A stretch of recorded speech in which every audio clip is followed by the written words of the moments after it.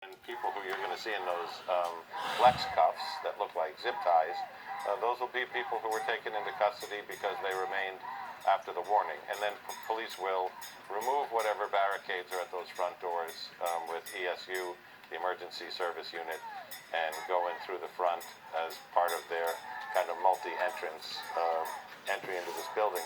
You know, it's interesting about how history repeats itself. Hey, John, I want to check in with Miguel, because Miguel, I understand you're seeing a lot more people being arrested. Holy shit. We are, and police are moving us again to the area where they are coming out. I'm actually looking at a bit of a squeeze here. It's going to get interesting. Police are now moving us down to where the people being arrested are coming out. Okay, Look at these buses. You can see the number of people inside the buses there. Many of them with Columbia sweaters, a lot of them wearing kefayas. I see at least, I see at least a dozen people in that bus. This bus has lots of police officers who are with arrestees on this bus. It must be in the dozens at this point. And here are more people who are coming out of Columbia right now. They are still moving us down. We're just going to keep moving as quickly as possible. Here comes somebody else who's been arrested. Two more arrestees. Police are still moving us down further. Thank you. And this is where they seem to be bringing out most of the arrestees, right through here. And they want to put us, it sounds like they want to put us in these pens right across here. We're going to stand right here for now and see what happens. Once you're back there, Ken, move over to your, they're going to move us, I think, in a second here, but we will stay here for now. But yeah, so this gate is as close as you can get to Hamilton Hall on 114th. They moved it closer, basically, to Amsterdam Avenue. Look down this way, Ken. If you look down 114th to Amsterdam, you can see, I can't tell if those are protesters or people just onlookers, but there is a massive number of people down on Amsterdam as well. And I'm looking to see because folks are running the direction. It looks like it's just media coming down here right now. This gate is the one that's going to see most of the protesters coming out. Those who have been arrested will be coming through this gate. There are 3 or 4 buses here, and we've already seen, probably 2 to 3 dozen people arrested at this point. Also watching this is Mayor Stephanie Rawlings-Blake, former mayor of Baltimore. Mayor, they're moving reporters. It looks like to a location to actually see people being brought out. So in the command center, what is happening is they're trying to figure out what are the flash points, what are the potential flash points. And we saw those students and protesters arm in arm. That is a potential flash point. That means if the reporters were there with the cameras on that's an opportunity for people to react to what you know is going to be an ugly scene, with the police probably having to drag the protesters if they did not move on their own. What we will see probably later, because I'm sure they're all wearing body cameras, is exactly what that looked like. But by moving the press back, taking care of that situation, and only showing them when they are coming out, they removed a potential flashpoint, a potential opportunity for chaos in that area. John Miller, it's interesting to see so many people hiding their faces on campus and now in the streets. I assume some of these people in the streets are not students because they weren't on campus and weren't able to gain access to the campus. But, is that an issue for police when, or even school administrators when protesters are not allowing themselves to be identified? Well, it's been interesting because I was up at Columbia last week, I was up at City College last week, and a lot of the demonstrators, even when the press, who is there, our own cameras, which are there to cover the demonstration that they are putting on to bring attention to this, attempt to shoot them. They push the cameras back, they cover their faces, they're wearing masks. I think that they have some belief that if there is something going on like this right now and they're caught on video, that video will later be used as evidence in court. So you've seen a lot of hoodies, a lot of masks, a lot of concealing. But at this point, as as we learned going by those buses, there's people on the buses and there's police officers with them.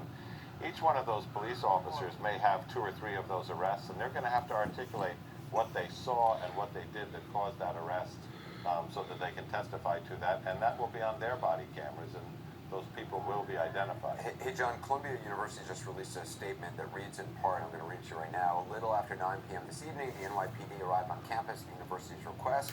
This decision was made to restore safety and order to our community.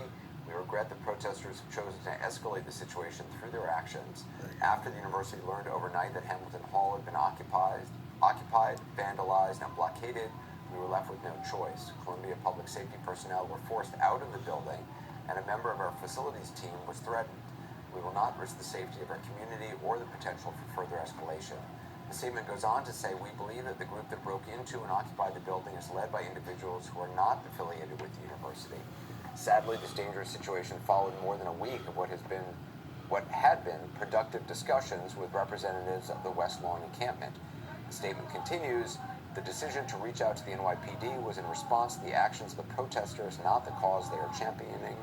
We have made it clear that the life of campus cannot be endlessly interrupted by protesters who violate the rules and the law. And John, certainly that is what has occurred on campus. You know, people drumming all hours of the day, chanting. There are, for hundreds of protesters, there are thousands of students at Columbia trying to study for exams, heading toward graduation. Well, it's really interesting because if you compare this to 1968, as Shira Schindlin was talking about, the 1968 disorders at Columbia University, which some people call the Columbia riots, started with the takeover of Hamilton Hall by black students protesting a segregated gym that was being built in a park, a public park. White students that were protesting the Vietnam then, in support of that, took over 3 other buildings. The college administration was very hesitant to call in the police. Hey, John, I think you lost your mic. Yeah, no, second time, sorry. The college administration was very hesitant to call in police, and, looking back on it, a lot of people felt they waited too long, and when police did come in, it was brutal. It was the tactical patrol force. That's when they, worked with helmets and wooden nightsticks and dealt with resistance in very different ways than they do today.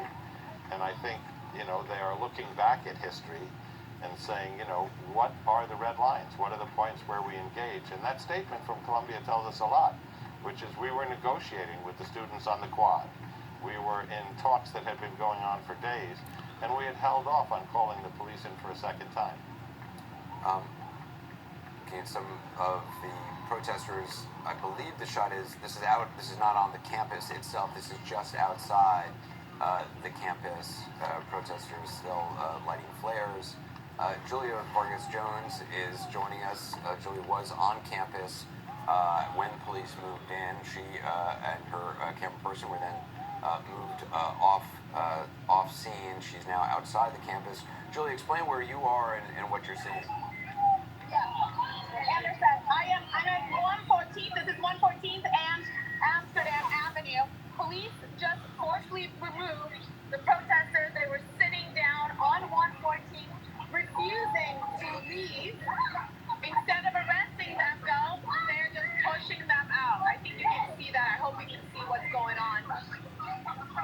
They were students that were making a human chain outside of Hamilton Hall. They were pushed just like we were out to 114th Street, and now they're being forcibly removed. So that's interesting, Julia. So these were the protesters who had the human chain who you were showing us earlier on the steps of Hamilton Hall. Exactly. You're saying they weren't actually arrested immediately. They were actually just kind of herded off campus, and that's who these people are? Yes, that's who these people are. And they stopped on 114th on their way from being forcibly removed. They stopped here. They were on the street, on the ground, Anderson, locking arms again, trying to show that they will not leave, but there's only so much that you can do against the NYPD. So they've now been pushed off the street. You're at 114th in Amsterdam, I can see. So they were pushed off. Interesting that they were not arrested and still haven't been arrested. No, they were not arrested. They were just pushed out. They're out here with everyone else. So myself, hundreds of other students that were pushed out off campus. We're here on 114th in Amsterdam. I can't go back inside. A lot of people can't go back.